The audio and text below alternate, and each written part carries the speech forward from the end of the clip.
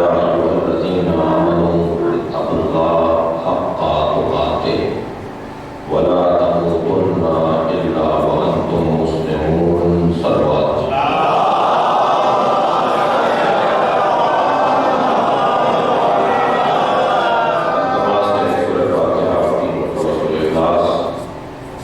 شہید پروفیسر یوسف شجاع فیضی اور شہید پروفیسر علامہ سید تقی ہادی نقوی کے سارے سبق سے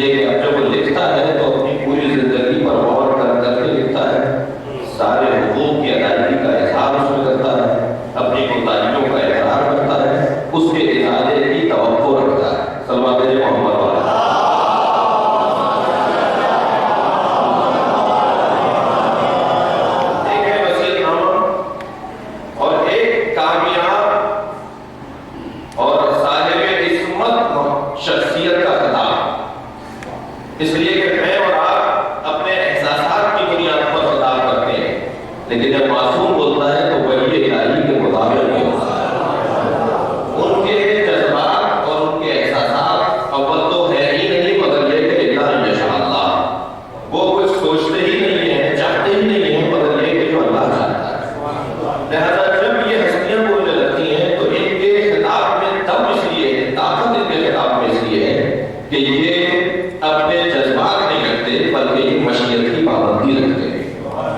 یعنی موضوع تو خطبہ فدائیہ کا ایک غصب کا موضوع ہے، ایک جاہلیت کا موضوع ہے، جی ایک حکومت سے ٹکرانے کا موضوع ہے، اور ایک خاتون کا خطاب ہے، ایک بیوی کا خطبہ ہے. سننے والے مرد ہیں اللہ چند 10 عورتوں کے جو بیوی کے ساتھ آئے ہیں اور بیوی کو اپنے اندر میں لے کر مسجد میں تشریف فرما ہے، ورنہ اکثریت مردوں کی ہے. اور خطاب بھی ایسا ہے کہ جو خطاب میرے اپنے اس مطالعے کے مطابق بیوی پہ دروازہ گر جانے کے بعد کا خطاب ہے. یہ جو حادثہ ہوا، یہ جو واقعہ پیش آیا سیدہ کے دروازے پہ لوگوں کو آنا اور دروازے کا گرمانا، یہ نبی کی رحمت کے 3 دن بعد تھا. نبی کی رحمت کے 3 دن بعد گزرنے کے بعد یہ واقعہ پیش آیا ہے. بیوی کا خطبہ اس واقعے کے بعد ہے.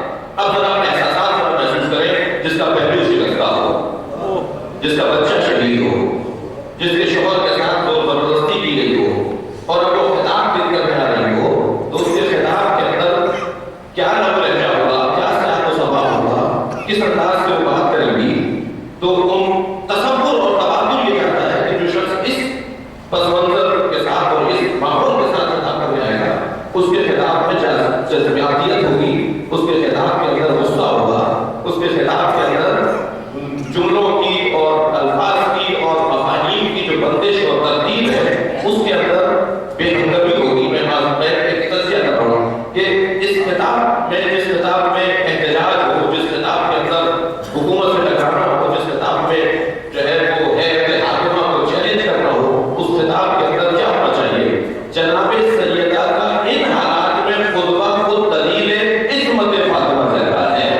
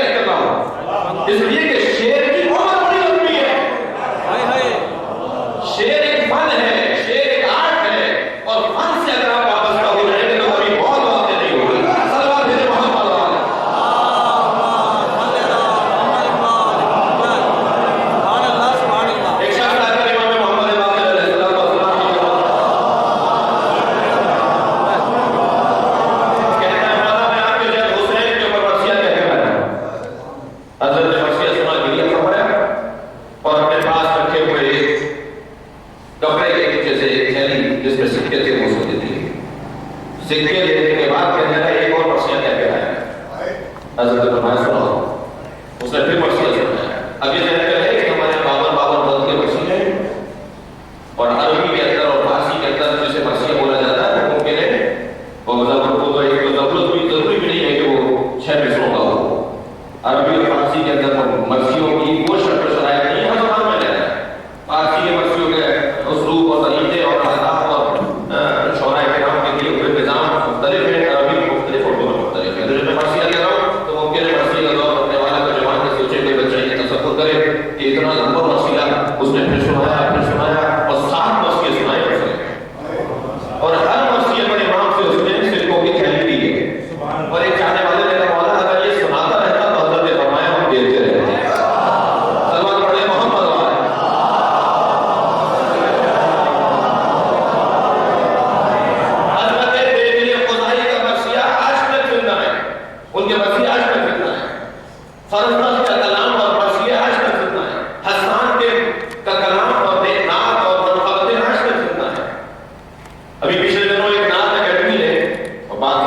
ہوئی ہے.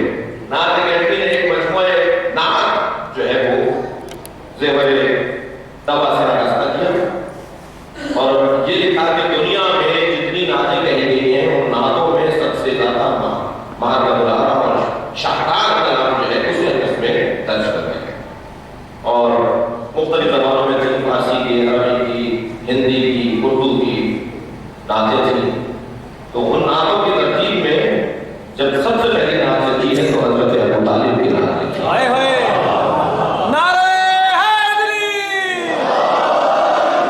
انہوں نے کہا کہ ہم نے جب نعت کی دنیا میں شعراء کرام کی فہرست بنائی تو سب سے بڑا شاعر بھی یہی ہے اور سب سے اچھا کہنے والا بھی ہے. سلوات پڑھیے اور محمد والا.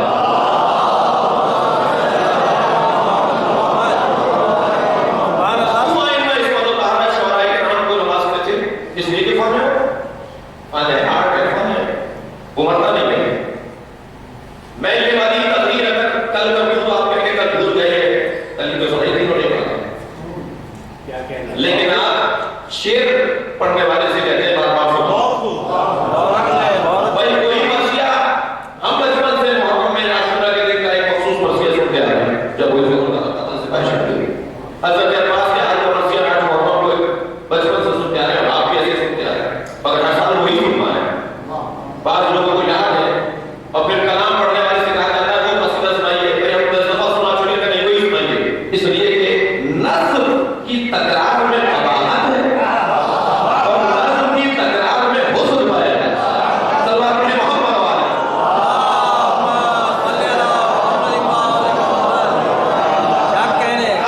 اس بات کی طرف کہ کیا کتابت فن نہیں؟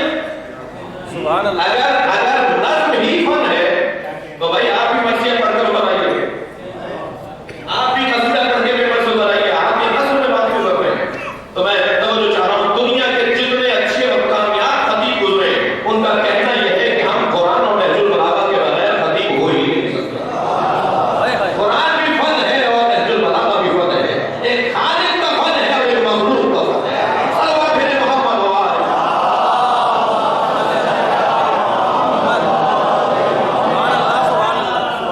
نہج البلاغہ کے مسجع اور مخفع جملوں کو اگر پڑھ لیا جائے تو خطیب بن جاتا ہے. اور قرآن مجید کی مسجع اور مخفع آیتوں کو اگر پڑھ لیا جائے تو ایک بہترین مفسر اور بہترین خطیب قرار پاتا ہے. فن سے باہر نہیں ہے، وہ فن سے باہر نہیں ہے. بولنے والا ترتیب میں کلام میں ترتیب رکھتا ہے. میں تبھی مانگ رہا ہوں اپنے اس بیان کے لیے پڑھ کہنے والا خالق اللہ اپنے کلام کے اندر ترتیب رکھتا ہے.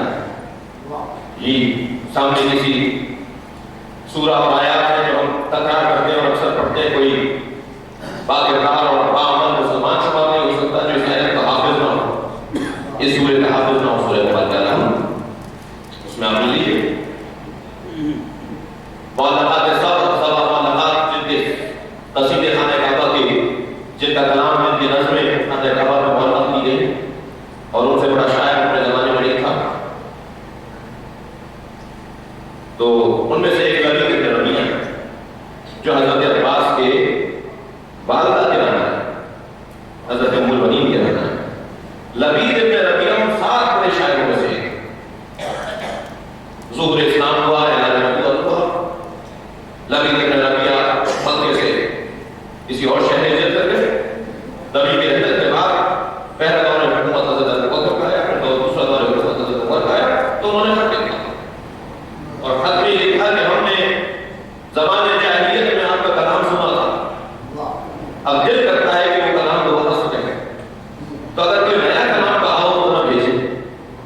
تو لبید ابن ربیعہ نے سورہ الحمد لکھ کر بھیج دی اور کہنے لگے جب سے قرآن نازل ہوا ہے ہم نے کلام کہنا چھوڑ دیا. اللہ کہتے ہیں محمد والے.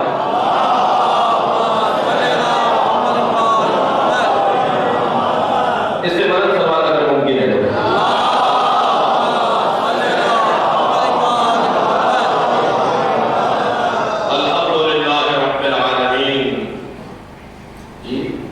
الرحمن الرحیم مالک یوم الدین.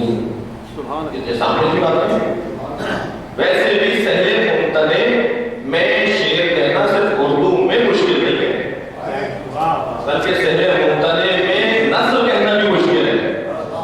میں ایک اپنے استاد مولانا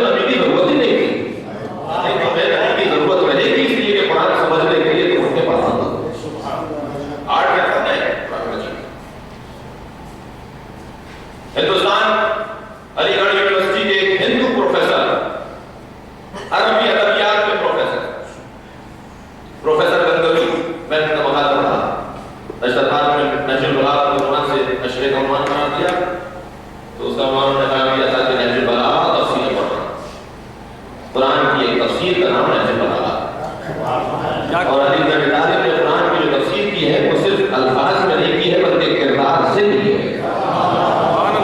اس کی تیاری کے حوالے سے جب ہم مقالے پڑھ رہے تھے اور مطالعہ کر رہے تھے تو پروفیسر گندوی کا ایک مقالہ پڑھنے کو ملا کہ انہوں نے نہج البلاغہ کا پورا مقالہ لکھا ہے. اس مقالے کے درمیان انہوں نے ایک چھوٹا سا واقعہ اپنے ساتھ گزرا ہوا ہے واقعے کو چند سطروں میں لکھا. وہ کہنے لگے کہ میں اپنے کلاس میں ہندو اور عیسائیوں سے اور فقہ طالب علموں سے ان کو کلاس دے رہا تھا ان کی. ان میں سے ایک طالب علم نے کہا استاد آپ عربی کے ادب میں ادیب ہیں اور ہمیں بھی ادبیات پڑھانے ہیں. قرآن مجید کا 1400 سال پرانا دعویٰ ہے کہ اگر قرآن کے 114 سوروں جیسے 10 سورے لے آؤ تو قرآن شکست ہوگا اور لانے والا کر گیا. اور پھر قرآن نے کہا 3 سورے لے آؤ, پھر قرآن نے کہا 1 سورے لے آؤ, پھر کہا 1 آیت ہی لے آؤ, سلمان بھیجے نہ محمد والا.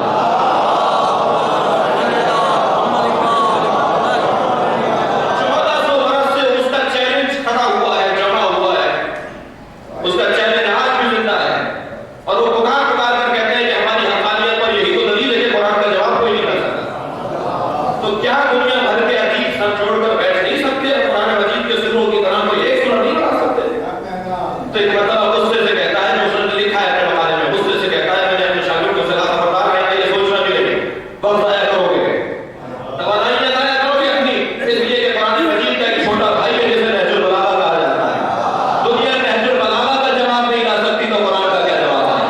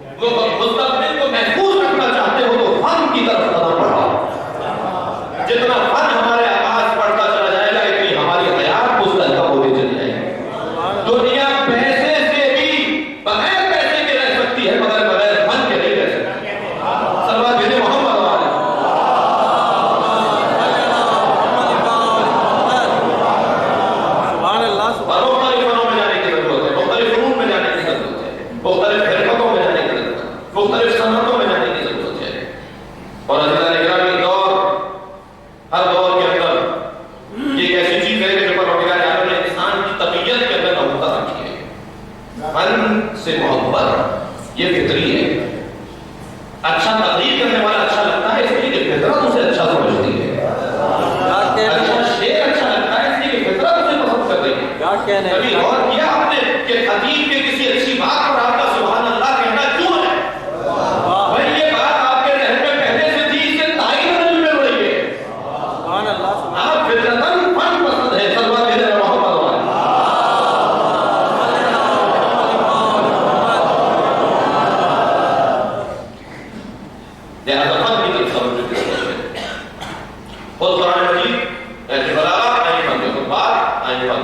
حدود کی حفاظت اور یہ ذہن میں رہے. پھر اضافہ کرنا ایک جملے کا کہ دشمن بھی جس چیز کے آگے جھکے گا وہ فن ہے. دشمن ہتھیار کے مقابل نہیں جاتا, دشمن ہتھیار فن کے مقابل جاتا ہے. صاحب فراز اور رفعت ہے وہ قوم جو اسلحے کے مقابل فن کا مظاہرہ کرے. اس لیے کہ اسلحے کی عمر اچھی نہیں ہے, قلم کی عمر لمبی ہے. قلم کی عمر بہت طویل ہے, جس کی موٹی دلیل یہ ہے کہ قلم ہی تو تھا جس نے پوری کائنات کو بنایا ہے. آج تک موجود ہے نون والقلم وما یسطرون, سلمان بھیجے محمد والا.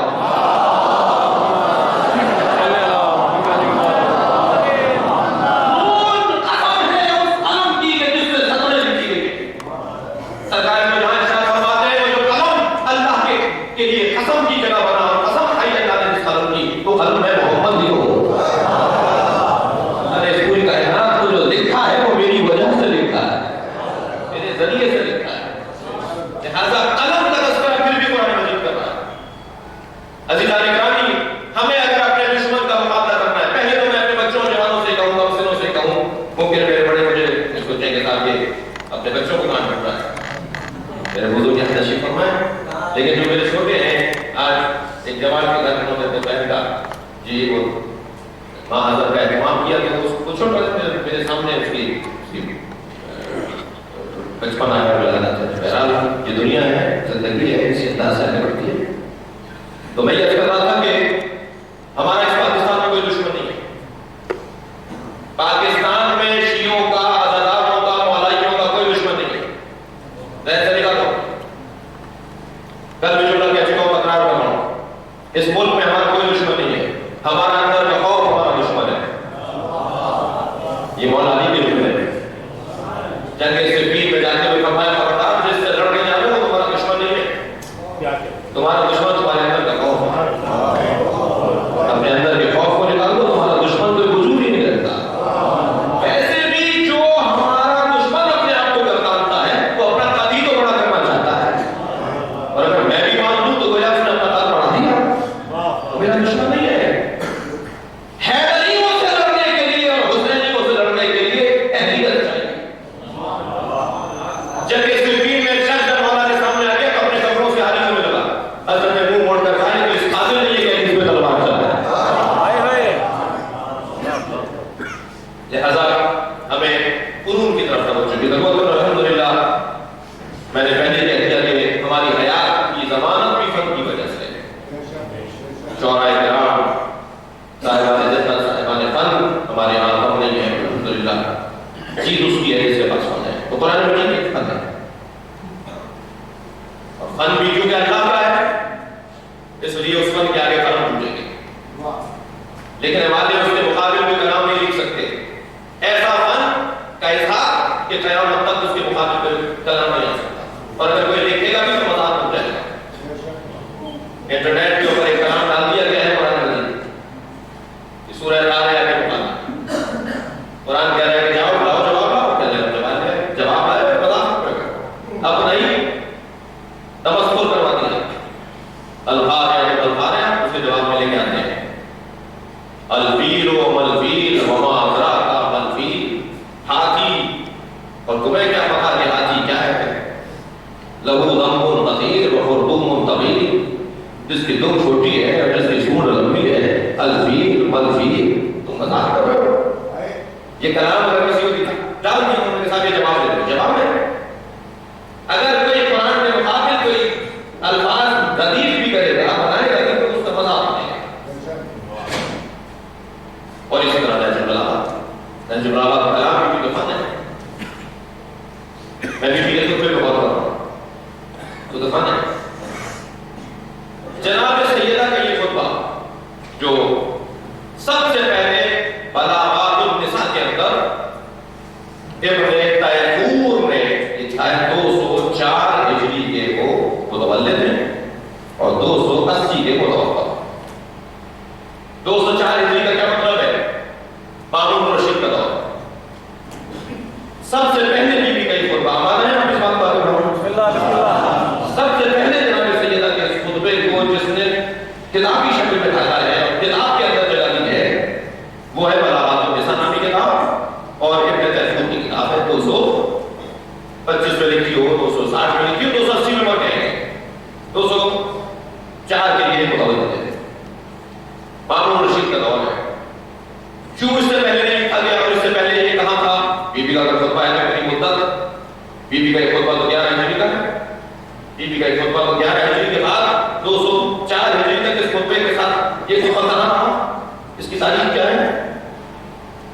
تو 211 ہجری سے 204 ہجری یا 220 ہجری یا 225 ہجری جب بھی ایک تحقیق لکھا ہے اس وقت تک اس خطبے کی تاریخ یہ ہے کہ یہ تو بی بی کا خطبہ ہے. پیغمبر کی حدیث کو بیان کرنے پر پابندی تھی. یہ تو سیدہ کا خطبہ ہے. اگر کوئی پیغمبر کی حدیث بیان کر دیتا تھا، سیدہ کی مناسبت سے مجلس ہے مجھے کہنے دیجئے جو آج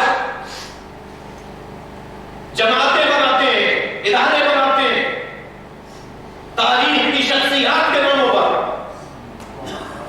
اور حدیث کے نام پر، وہ ذرا جواب دیں کہ 80 سال تک پیغمبر کی حدیث کے اوپر پابندی رہی.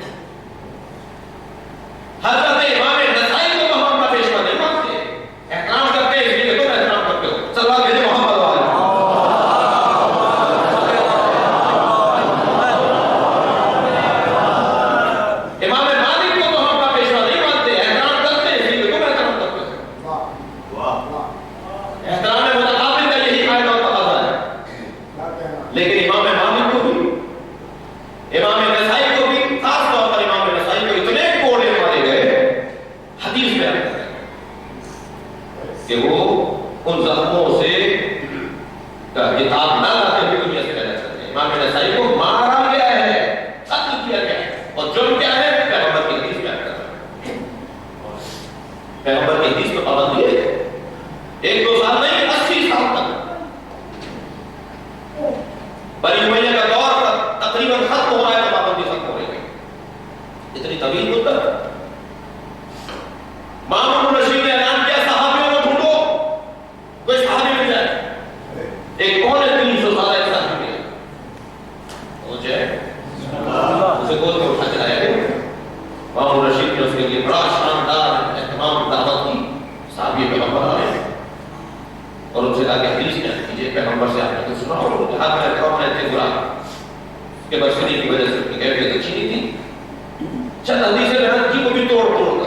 मामून ने कहा कि आप बहुत इन हदीस के अंदाज से बयान कर रहे थे। कहने लगे कि भाई तुम मुझसे इस उम्र में हदीस पूछ रहे हो, मेरी जो याददाश्त और हादसे का दौर था उस वक्त तो हदीस बयान करने में घोड़ा लगता था। तो हमने हदीसों को इसलिए नहीं दोहराया कि हम पिटते थे। मुझे बताइए कितना बड़ा ये फन की इससे दुश्मनी है हदीस पर पाबंदी।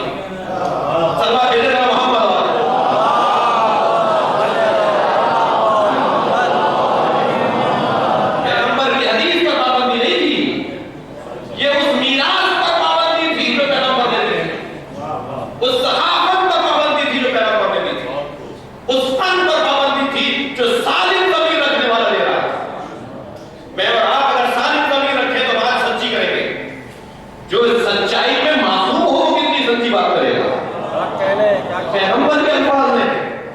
जिन पर पाबंदी है, वो कह रहे हैं मुझसे पूछ रहे हो, मेरी 350 साल में हो गए।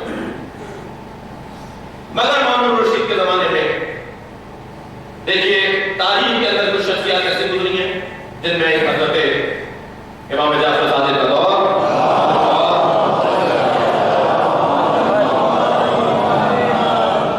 उमर इब्न अब्दुल अजीज की हुकूमत और इसी तरह अब्बासी खलीफों में, मतलब उमवी खलीफों में अब्दुल अजीज और अब्बासी खलीफों में कौन? मामून रशीद। ये चंद शख्सियत ऐसी गुजरी है कि जिन्होंने कुछ अपने ज़मीर की सालमियत का इज़हार किया है। उमर इब्न अब्दुल अजीज ने 3 फैसले लिए। एक फैसला तो ये लिया कि अली पर जो सब शक है में बहुत से बहुत किए गए, जो दान होती है माफ कीजिए बच्चा समझता कि सब शक है, और आपको जो दान की जाती थी, माफ कीजिएगा गाली दी जाती थी, जिसको आज तबर्रा कहते हैं, हम तो तबर्रा से नहीं कहते, हम तबर्रा कहते हैं बेजारी को, दाता होने को। तबर्रा का मतलब गाली नहीं है। तबर्रा हम नहीं छोड़ेंगे इसलिए कि नमाज हम नहीं छोड़ सकते। जैसे हमारे नमाज वाजिब है, ऐसे हमारे तबर्रा वाजिब है। तुम अपनी समझ को बेहतर करो, तुम अपनी सोच बेहतर करो। तबर्रा गाली का नाम नहीं है, तबर्रा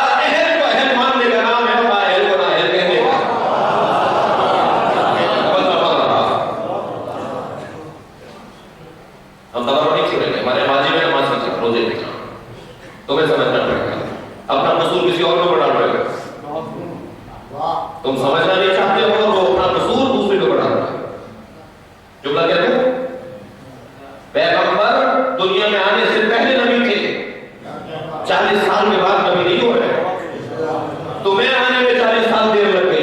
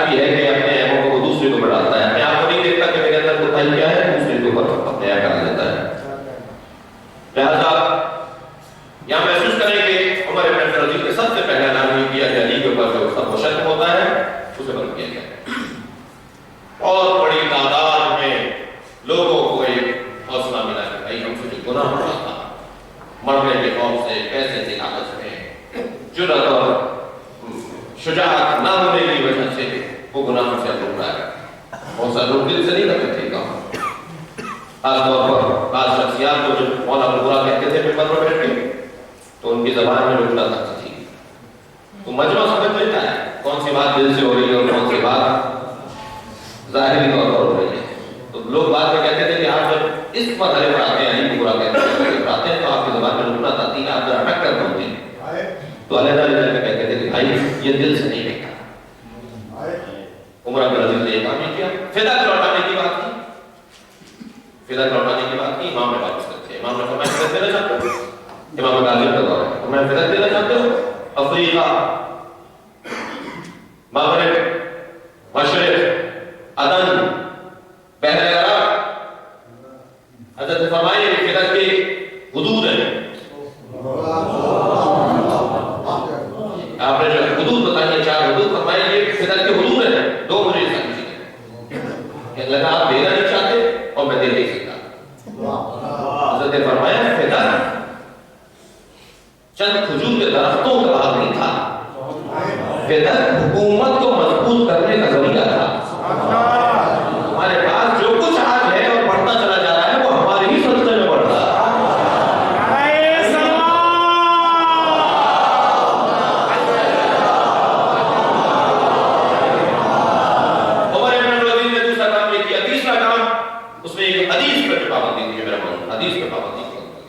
اس نے کہا پابندی نہیں ہے. اس دور سے کچھ راحت ملی, کچھ آرام ملا. اور پھر جب مامون رشید کا دور آتا ہے تو مامون رشید نے فکر اور قلم کو آزاد کیا. دیکھیے بات پھر وہی کروں گا, ہم اگر ہمارے مقصد کا دشمن بھی ہو اور اگر اہل فن ہو تو اس کی تعریف کریں گے. ہماری نظریے کا مخالف بھی ہو اور اہل فن ہو تو ہمیں اچھا لگتا ہے. اور آئمہ نے بھی فرمایا کہ ہماری نسبت اوروں کی نسبت, ہمارے اوروں کی نسبت بہتر تھی. ان دونوں کے لیے فکر کی آزادی ملی, قلم کی آزادی ملی, اور مناظرے ہوئے, مباحثے ہوئے. خود بھی بظاہر پڑھا لکھا انسان تھا مامون رشید, اور اپنے دربار میں اس نے بہت ساری علمی مذاکرات رکھوائے. امام کو بڑے احترام کے ساتھ بظاہر پڑھاتا تھا. درجے سے عزت دیا لیتا ہے کہ امام کے ساتھ جو اس کا رویہ تھا اس کی سیاست. غرض یہ کہ ایک دن حضرت تشریف فرما ہے, دربار سجا ہوا ہے, 2 بہاریں جا رہے ہیں. ان میں ایک جانب دانشوروں کی کرسیاں لگائی جاتی تھیں. دانشور بیٹھے, ان میں سے ایک شخص نے کہا کہ میرا آپ کو قلم دین سے ہے, مجھے آپ سے یہ سوال ہے. حضرت اس کا جواب نہیں, میں سے چھوڑ دوں. پھر اس نے ایک اور بڑا قرآن کہا میرا مسئلہ فلاں ہے, میں مسلمان ہوں, مجھے آپ سے یہ سوال ہے کہ آپ کے ہاں یہ جو عقیدہ ہے کہ علی قسیم النار والجنہ, علی جنت اور دوزخ کے تقسیم کرنے والے ہیں, تو اس کو سمجھائیے, میں سمجھ میں نہیں آتا. تو جب یہ اس نے سوال کیا تو مامون رشید فوراً بولا کہ یہ بات مجھے بھی سمجھ میں نہیں آتی, میرا بھی یہی سوال ہے. تو حضرت نے فرمایا کہ کیا تم پیغمبر کی اس حدیث پر شک کرتے ہو؟ یہ جملے تو پیغمبر کے ہیں, یہ تو پیغمبر نے فرمایا کہ علی جنت اور دوزخ کے تقسیم کرنے والے ہیں. تو کہنے لگا پیغمبر کے جملوں پہ شک تو نہیں کر سکتے, مگر سمجھ میں نہیں آئے گی تو سوال ضرور ہوگا. حضرت نے فرمایا ضرور سوال کرو, اس کا جواب دے دو. حضرت نے فرمایا کیا پیغمبر کی اس حدیث پر یقین ہے؟ کون سی حدیث ہے؟ حضرت جواب دے رہے. حضرت فرمایا کیا پیغمبر کی اس حدیث پر یقین ہے کہ پیغمبر نے فرمایا یا علی حبو کا ایمان و بغض کا کفر. علی تیرے اوپر ایمان لانا ہی ایمان ہے, تیری محبت ہی ایمان ہے. اب تو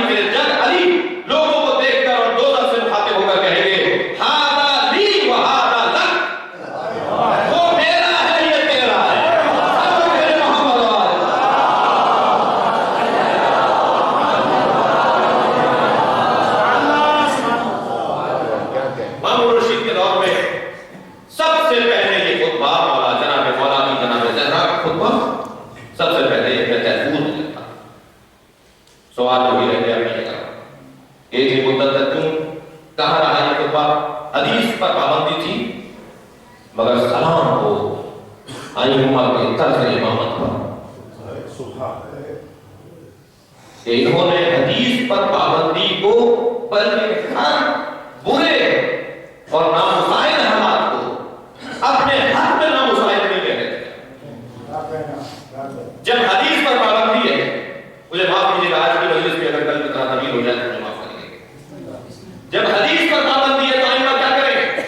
صحابہ کرام کو مارا جا رہا ہے، محدثین کو قتل کیا جا رہا ہے حدیث بیان کرنے پر، تو ائمہ کیا کریں گے؟ ائمہ اس وقت طہارت میں یہ دور دیکھ لیا، یعنی امام سجاد کے دور سے لے کر اور امام رضا کے دور تک. اس دور کے اندر ائمہ کے ہاں کنیزیں اور غلام زیادہ ہے. تجزیہ کیجیے نا، اس سے پہلے ائمہ کیا کنیزیں اور غلام کیوں کم ہے، اس کے بعد ائمہ کیا کنیزیں اور غلام کیوں کم ہے. اس دور میں جو حدیث پر پابندی کا دور ہے، اس دور میں کنیزیں زیادہ کیوں ہوتے ہیں؟ خود امام سجاد کے پاس 30 کنیزیں 70 غلام ہیں. اسے خریدنے کے لیے بھی سرمایہ چاہیے، انہیں پالنے کے لیے بھی سرمایہ چاہیے. امام سجاد کے پاس 100 غلام اور کنیزیں ہیں اور خود اپنا کام اپنے ہاتھ سے کرتے ہیں. اپنی خدمت کے لیے تھوڑی رکھا ہے. حج کے سفر پر جا رہے ہیں تو حاجیوں کے کپڑے دھو رہے ہیں، اور جب کارواں والوں کو معلوم ہو جاتا تھا کہ یہ نقاب لگا کے جو رات میں آ کر ہمارے کپڑوں کو سیدھا کر جاتا ہے، ہمارے کپڑوں کو صاف کر جاتا ہے، ہمارے معاملات کو ٹھیک کر جاتا ہے، تو جب معلوم ہو جاتا ہے یہ نقاب والا زین العابدین ہے تو حضرت کو قافلے ہی چھوڑ دیتے تھے. کیا انہیں معلوم ہو گیا کہ ابھی مجھے کام نہیں کرتے تھے؟ یہ جو 100 غلام اور کنیز امام نے رکھے ہوئے ہیں، یہ اس وجہ سے تو نہیں رکھے ہوئے کہ اپنی خدمت لے لیں. حدیث پر پابندی کا دور ہے، سلام بھیجیے ائمہ کی ہدایت کے طریقوں پر. حدیث پر پابندی کا دور ہے، غلاموں اور کنیزوں کو خرید کر محدث بنا دیتے ہیں. سلام بھیجیے محمد اور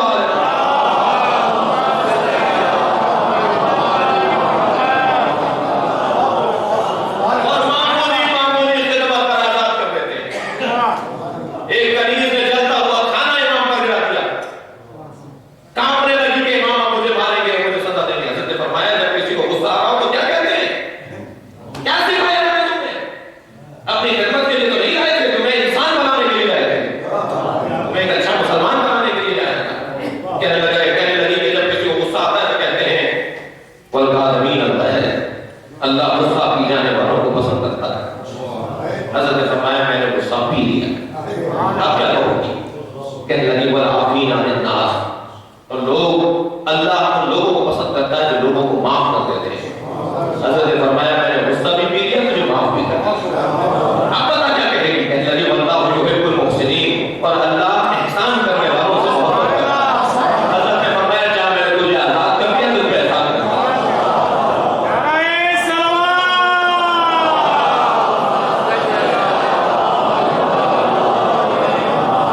اس دور میں ائمہ اس وقت طہارت میں کنیزوں اور غلاموں کو زیادہ خریدا تاکہ انہیں حدیثیں سکھائیں. حدیث پر پابندی تم لگاؤ گے، تمہارے چاہنے والے رکیں گے. ائمہ تمہاری پابندی کے محتاج نہیں ہیں. اور ائمہ اس وقت طہارت میں اس پابندی کے اوپر گھر میں کیسے روکو گے؟ ان غلاموں اور کنیزوں کو سکھانا کیسے روکو گے؟ صحابہ کرام گھر کے اندر آتے تھے. میں نے یہ روایت کی جگہ پڑھی ہے، صاحب کہنے لگے بات سمجھ میں نہیں آ رہی. میں کہ جب تک آپ اس زمانے میں نہیں جائیں گے سمجھ میں نہیں آئے گی. حضرت ابو حمزہ شمالی جن کی دعائیں محمد شمالی بھائی رمضان میں تلاوت کرتے ہیں، وہ جب امام سے ملنے جاتے تو امام کے گھر میں جاتے تھے. ایک جگہ وہ کہہ رہے ہیں کہ میں جب گزرنے لگا کنیز مجھے صحن سے گزار کے لے جانے لگی حجرے میں، یعنی مردانہ نہیں ہے امام کے یہاں. کنیزیں بیویاں پردہ کریں گی، باہر والا بھی اندر جائے. دور ایسا ہے، جب تک اس دور میں نہیں جائیں گے بات سمجھ میں نہیں آئے گی. ابو حمزہ کہتے ہیں کہ جب میں حضرت کے حجرے میں گیا تو میں نے بہت دیر تک حضرت سے حدیث سیکھی، سمجھی، پیغمبر کی تعلیمات کو لیا. تو میں جب جا رہا تھا میں نے دیکھا کہ دھوپ میں ایک بیوی برقع میں بیٹھی ہے. پلٹ کر آیا تو پھر دھوپ ڈھل گئی تھی، مگر وہ بیوی ادھر سے اٹھ کر دھوپ میں جا کے بیٹھ گئی. تو میں کھڑا ہو گیا، میں نے کہا مولا شاید اپنے آپ نے اپنی کسی کنیز کو کسی غلطی پر سزا دی ہے اور سزا کے طور پہ اسے دھوپ میں بٹھا دیا ہے. مولا اسے معاف کر دیجیے. حضرت رو پڑے. حضرت کو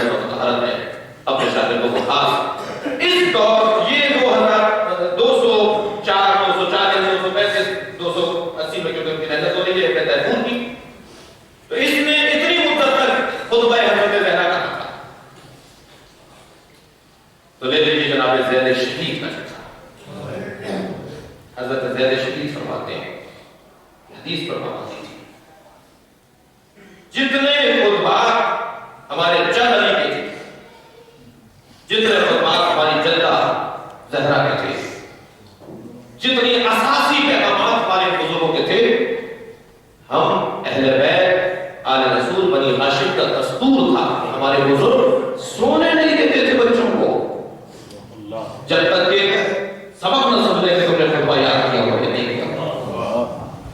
بزرگ ہمیں خطبے یاد کرواتے تھے، حفظ کرواتے تھے۔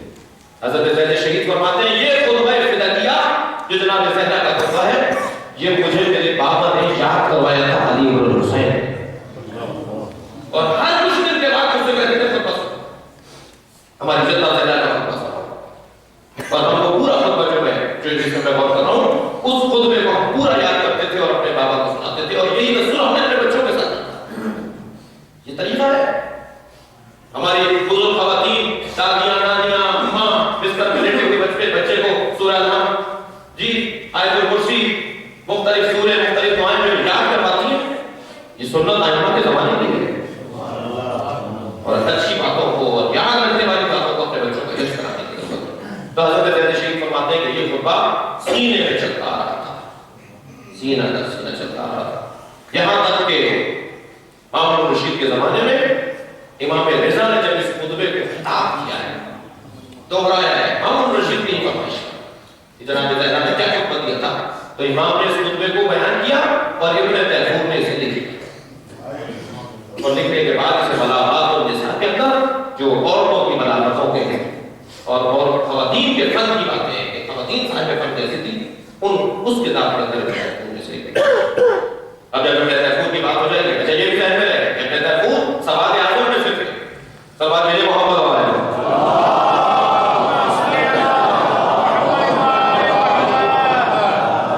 ابن تیمور جعفری نہیں تھے، اہل فن تھا، ایک فن کو پسند کرنے والا تھا، اور جو اکثریت مسلمانوں کی ہے ان سے کرتا تھا۔ تھوڑا سا آگے بڑھیے، یعقوبی 356 ہجری تاریخ یعقوبی میں اس کو پہ لکھا ہے، مروج الذهب میں مسعودی 292 ہجری کے اندر اس کو پہ لکھا ہے، سبت ابن جوزی تذکرۃ الخواص فی الامہ، اس کتاب کے اندر تذکرہ خواص کے اندر اس کو پہ لکھا ہے، سبت ابن جوزی البتہ 500 ہجری ہے، یعنی جتنے بھی میں نے یہ کہا نام اہل سنت کے لیے سلوات بھیجے ذرا محمد والے،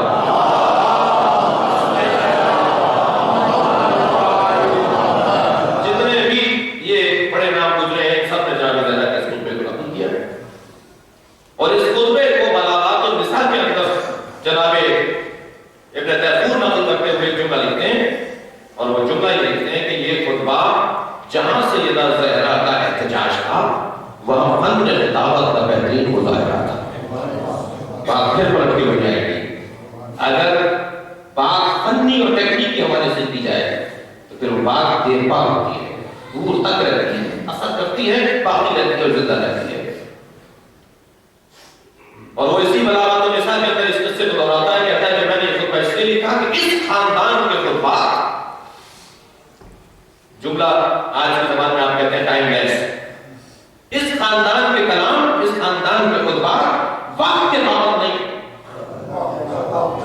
بلکہ ان کا کیا ہوا کلام اگر 200 سال کے بعد بھی کھول کر دیکھا جائے تو لگتا ہے جیسے آج کی بات کر رہا ہے۔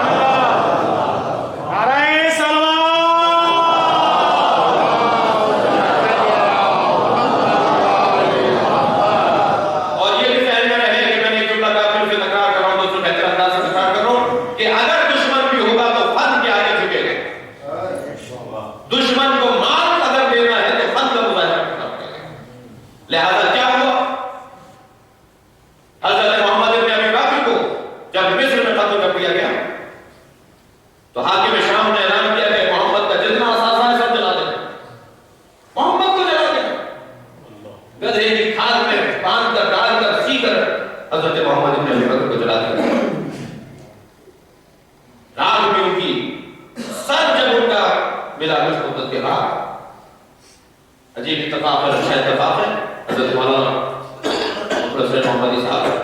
اسی بنیاد پر محمدی کہلاتے ہیں.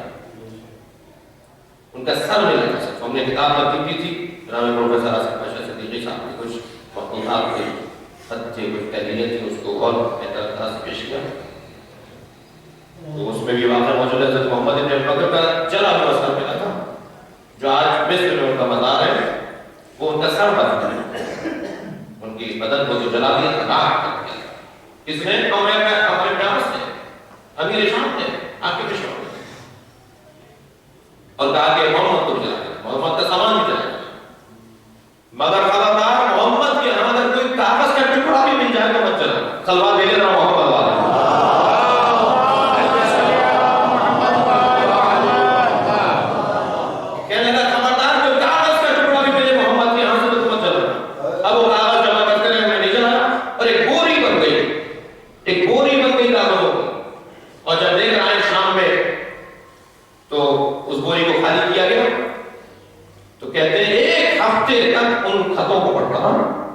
کچھ کو علیحدہ کرتا رہا اور کچھ کو علیحدہ کرتا رہا، اور کچھ کو کے بعد ایک ہفتے کے بعد کچھ جو علیحدہ کیے تھے نکالنے چلا اور کچھ کو کہیں نہیں چلاؤ، انہیں محفوظ کرو. تو ولید ابن عتبہ کہتا ہے، ولید ابن عتبہ وہ یہ کہتا ہے کہ یہ کیا ہے جو آپ نہیں چلا رہے؟ کہتے ہیں یہ علی کے خطوط ہیں. سبحان اللہ، یہ علی کے خط ہیں. تو کہا آپ لوگ دشمنی کر رہے ہیں، آپ لوگ کی اولاد کو ختم کرنا چاہتے ہیں جی، اور آپ کہہ رہے ہیں یہ خطوط ہیں تو محفوظ رکھیں. کہہ رہے ہیں تو میں نہیں پتا یہ کیا ہے. اس کی ایک سطر کامیابیوں کا راز ہے. اس کی ایک سطر مشکلات کا حل ہے. یہ جملے میرے نہیں ہیں. اس کی ایک سطر مشکلات کا حل ہے. اس کی ایک سطر کامیابیوں کا راز ہے. اور اگر تو اسے علی کو پڑھنا پڑے گا.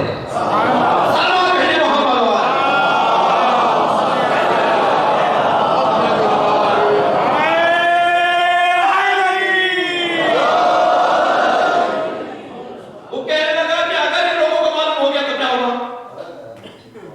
جی لوگ کہیں گے یہ مانتے ہیں علی کو، علی کے سارے نظام کو بگاڑ رہے ہیں، علی کے سارے چاہنے کو ختم کر رہے ہیں اور علی کی تحریروں کو محفوظ کر رہے ہیں. کہنے لگا نہیں، میں کہہ دوں گا کہ یہ محمد ابن ابی بکر کے بابا حضرت ابو بکر کے خط ہیں. انہوں نے اپنے بچے کو لکھے، لیکن کہ چونکہ مولا لکھ دیتے تھے میرا بیٹا سلوات بھیجے نا محمد والے.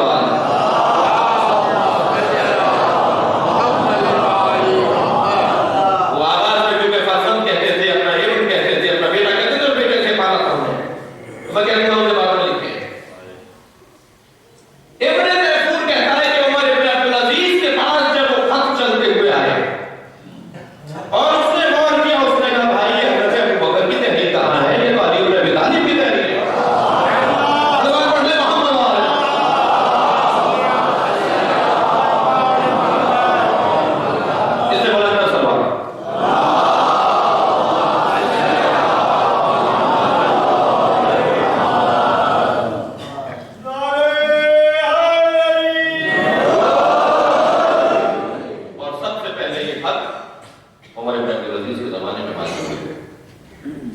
حضرت سیدہ کا یہ خطبہ بڑی محنتوں سے پہنچا ہے. اس خطبہ فدیہ کی ایک راویہ حضرت معصومہ خود، اس کے راویہ ان راویوں میں ایک راویہ حضرت معصومہ خود، ایک راویہ خود امام رضا ہے. بہت تنگ ہو گیا. اس خطبے کے 10 حصے کیے ہیں، خاص طور پر صاحبان نے قدر اور صاحبان شرح میں اس خطبے کے 10 حصے کیے ہیں. بعض نے اس کے 7 حصے کیے ہیں. جنہوں نے بس کیے انہوں نے جو ابتدا میں حضرت زہرا نے حمد و ثناء پروردگار بیان کر کے، اللہ کی حمد و ثناء بیان کرنے کے بعد حضرت سیدہ نے پروردگار عالم کے وجود پر بات کی، وجود پروردگار پر ارشاد فرمایا. ہم اس کی کرنے کے بعد کہ اس نے ہمیں نعمتیں دی، اس نے ہم پر انعام کیا، ہمارے ذہنوں میں خیال وہ ڈالتا ہے. یہ جو حضرت زہرا کے خطبے کے پہلے جملے ہیں، اس نے ہمیں نعمتیں عطا کی، وہ ہمارے ذہن میں خیال ڈالتا ہے، وہ ہمارے ذہن میں ہمیں ہدایت الہام کی صورت میں ہدایت عطا کرتا ہے. اس کے بعد بھی ہم تو سنا بیان کرتے ہوئے بیان کرتی ہیں اللہ کے وجود کی بات کرتی ہیں کہ اس کا وجود ہمارے فہم میں آنے والا نہیں ہے، اس کو ہم درک نہیں کر سکتے. تو بعض لوگوں نے اسے دو حصوں میں تقسیم کر دیا، ہم تو ثنا پیدا کر دیا وجود الہی کی جو گفتگو ہے مکمل فلسفہ. کوئی اگر فلسفہ پڑھنا چاہتا ہے تو اسے سیدہ کا خطبہ پڑھنا پڑے گا. علماء کرام جانتے ہیں، میں طالب علم ہوں کہ فلسفہ تو ہے، فلسفہ بے معنی عام، فلسفہ بے معنی خاص. فلسفہ بے معنی عام جب بات ہوگی تو انگریز بھی غیر مسلم بھی جو فلسفہ پڑھتا ہے بولتا ہے استاد ہے اس کا، تو فلسفہ بے معنی عام کہتا ہے. غیر مسلم بھی فلسفہ پڑھتے ہیں اور پڑھاتے ہیں، وہ جو اور مسلمان میں پڑھ کے پڑھاتے ہیں تو وہ فلسفہ بے معنی عام صرف وجود سے متعلق اور ماہیت سے متعلق رکھتا ہے. اس کا موضوع گفتگو فلسفے کا ماہیت ہے، کیفیت ہے، وجود ہے. میں ہوں یا نہیں ہوں، اس کے اوپر بات کرتا ہے، وجود کے اوپر بات کرتا ہے، وہ بے معنی عام ہے. لیکن جب فلسفہ بے معنی اخذ کر کے ہم آتے ہیں تو پھر اللہ کی بات ہوتی ہے. اللہ میرے ذرا محبت والا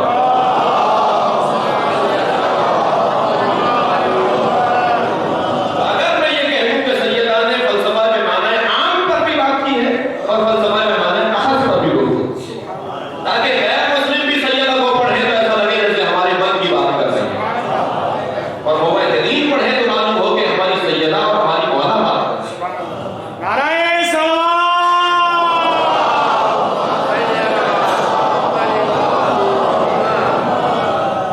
وہ جو فلسفہ معنی اخذ کر کر اور بی بی نے جو وجود الہی کے اوپر بات کی ہے، اس کا آخری جملہ سن لیجیے اور اس کے اوپر تھوڑا سا غور کر لیجیے، پھر دیکھیں کل کیا ہوتا ہے. سلوات پڑھ لیں اور محبت والا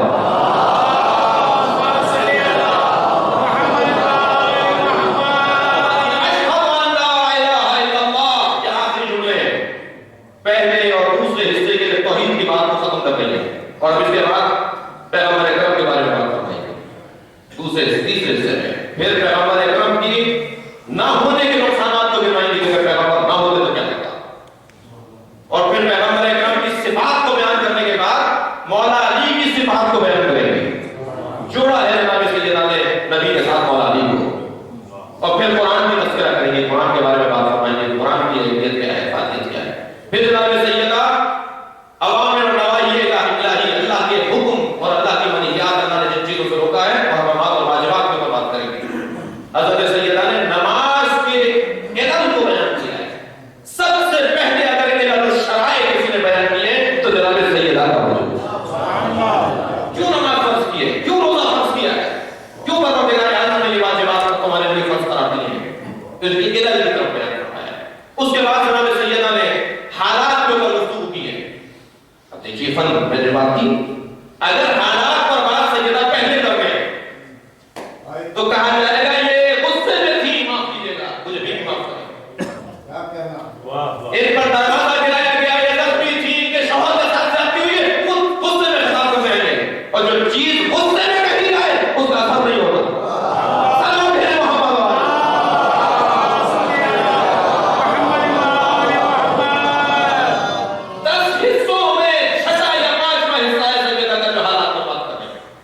پہلے 4 اور 5 حصے ہیں جو سیدہ نے بڑے ہی فنی حوالے سے اپنی گفتگو کا کر رہا ہے. پھر حالات پر بات کی، حالات کیا ہے، اور اس کے بعد حضرت کے حالات پر بات کرتے ہوئے آخر میں لوگوں کو مخاطب کیا ہے کہ تم ہمیں بولتے اللہ اکبر. 7 میں مجھے اس وقت طلب گزرا ہے، 7 یا 8 حصے کا آغاز کیسے کرتے ہیں. اے علمو انی فاطمہ و ابی رسول اللہ. جیسے میدان جہاد میں کوئی رجز پڑھ رہا ہے، سلوات میرے ذرا محمد والے.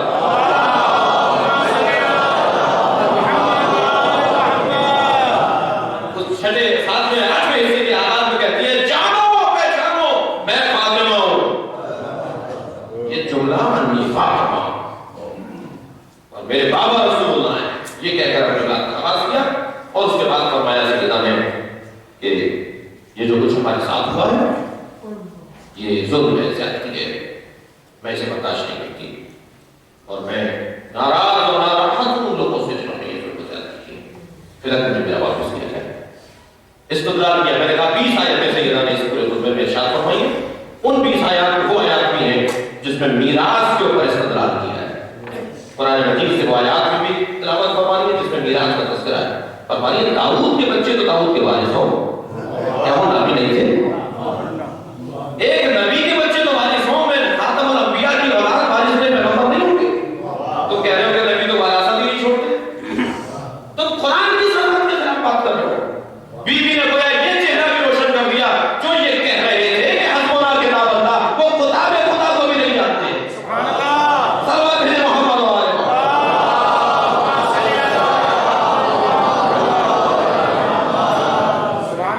اور فرماتی ہیں اشہد ان لا الہ الا اللہ وحدہ لا شریک لہ، فرماتی ہیں جعل الاخلاص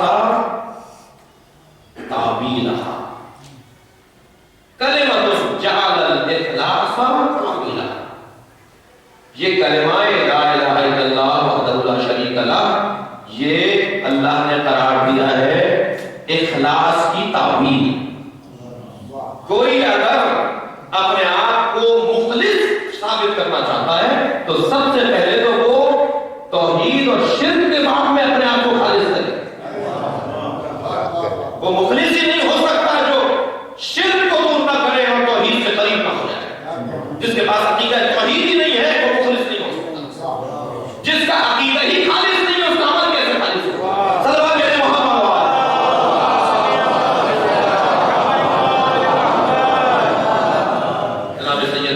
کے اندر عزیزان گرامی کو تو ایک ایک فقرے کے اوپر آئندہ توفیق ہوئی تو کتاب کھول کر ایک ایک جملے کے اوپر ایک ایک دن غور کیا جائے، ایک ایک جملے پر، جیسے کہ آیت قرآنی پر ہم غور کرتے ہیں ایسے ہم سیدہ کہ ایک ایک فقرے کے اوپر غور کریں، سمندر معلومات ہے۔ اللہ کا کرم، اللہ کا احسان، اس کے ہم پر منت احسان، اس نے ہمیں سیدہ کا محب فاطمہ لما سمیت فاطمہ بفاطمہ، کیوں فاطمہ کا نام فاطمہ رکھا گیا؟ لأنہ فاطمت محبیہا من النار۔ تین علتیں بیان کی ہیں فاطمہ کو فاطمہ کیوں کہا گیا، اور علت بھی معصومین نے بیان کی۔ ایک علت تو یہ ہے کہ فاطمت ان معرفتہ، فطام ایک کیفیت کو کہا جاتا ہے۔ فطام جب بچے کا دودھ چھڑایا جاتا ہوتا ہے تو ان ایام میں بچہ فطام کی کیفیت ہوتا ہے، ماں سے رہتا نہیں رہا۔ فاطمہ یعنی علیحدہ کرنے والی، فاطمت ان معرفتہ، فاطمہ کو فاطمہ اس لیے قرار دیا گیا کہ یہ معرفت سے دور کرتی گئی ہے، ان کو نہیں پہچانا جا سکتا، ان کو پہچاننا اللہ رسول کے علاوہ کسی کے لیے ممکن نہیں ہے۔ فاطمت انت سائل العالمین، کیوں فاطمہ کو فاطمہ کہا؟ اس لیے کہ جتنے بھی انسانوں کے عورتیں ہیں فاطمہ کو سمجھتے ہیں۔ حضرت عائشہ کی بہت مشہور روایت ہے، میں خبردار عائشہ فاطمہ کو کسی کے مقابلے نہیں تھا، کوئی فاطمہ جیسا نہیں، سب پر ادا کر دیا فاطمہ سے، فاطمہ کا حساب نہیں لیتا ہے۔ اور تیسری علت فاطمت محبیہا من النار، سیدہ کو فاطمہ سے کہا گیا کہ یہ اپنے محبوں کو دوزخ سے رہے جاتا ہے۔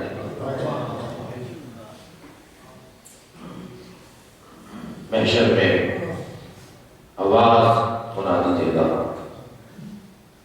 اُدھو ابصارکم، اپنی نگاہوں کو جھکا اُدھو جھکا کر یہ بند کر لو، دونوں کے مطلب اپنی آنکھیں بند کرو، بند کرو اپنی آنکھیں، اُدھو ابصارکم حتی تزول فاطمہ، کیوں؟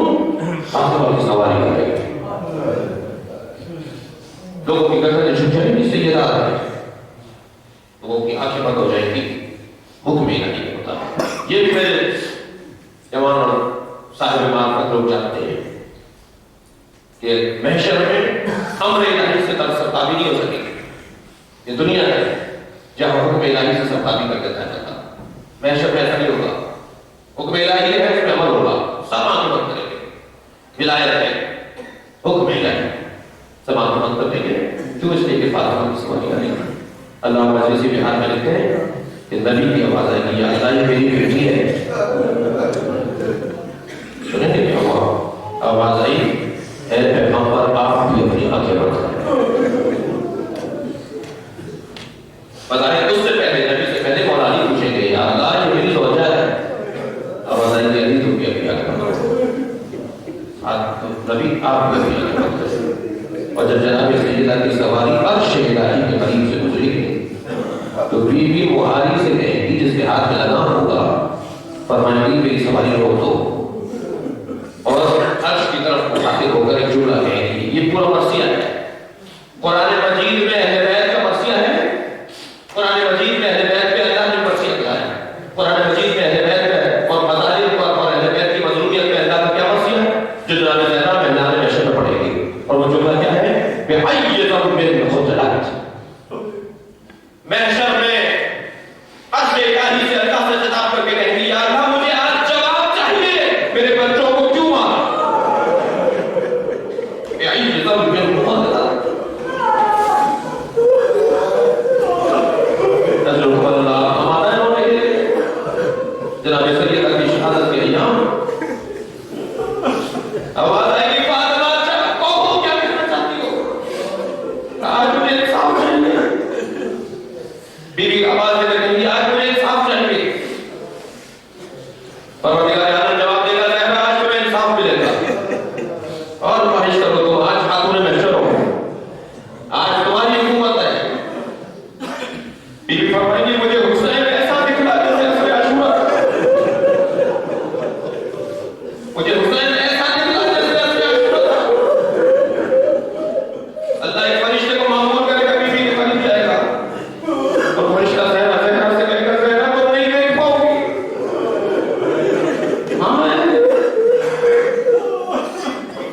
بیوی کہتی میری خواہش ہے حسین کو اس محشر میں آنے والوں کو دکھانا چاہتی ہوں میرے بچے کے ساتھ کربلا میں کیا ہوا.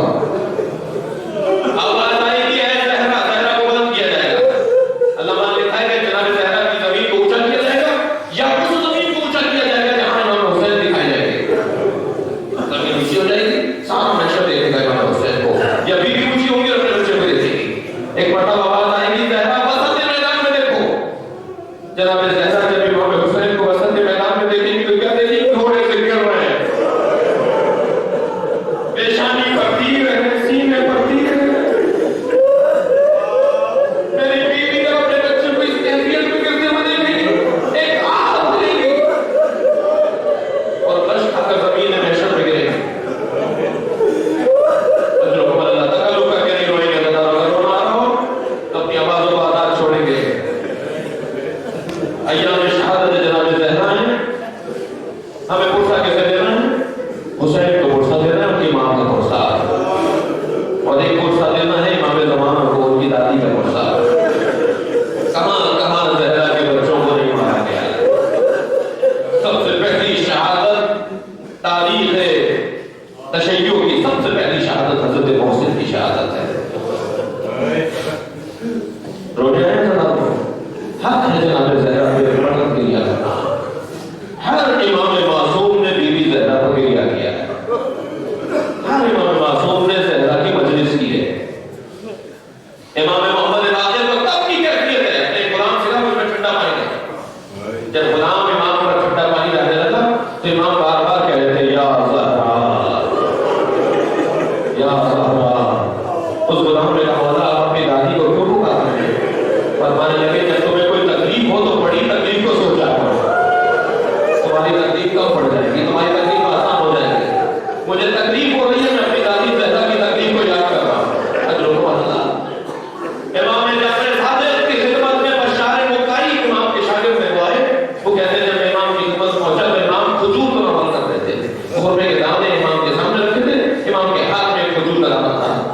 امام اپنے دہن کے قریب لے جا رہے تھے. میں نے سلام کیا، امام رک گئے. میں نے کہا، مولا میں آپ کے پاس آ رہا تھا تو ایک بازار سے گزر کر آیا ہوں. شہر کے بازار میں ایک عورت کو کچھ سپاہی مارتے ہوئے لے جا رہے ہیں.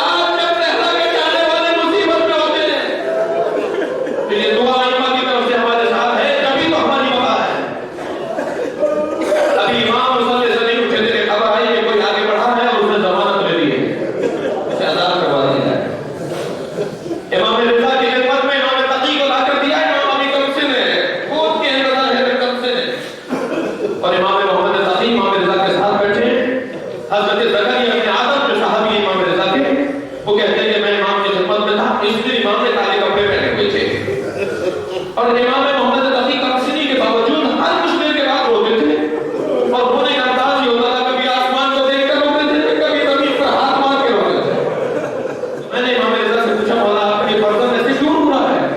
تو امام روتے ہوئے کہنے لگے کہ اس سے خود پوچھو یہ کیوں رو رہا ہے۔ امام محمد تقی سے جب پوچھا حضرت زکریا ابن آدم نے مولا آپ کیوں رو رہے ہیں، تو اسی سن و سال میں امام نے جواب دیا آج میری دادی زہرا کی شہادت کا دن ہے۔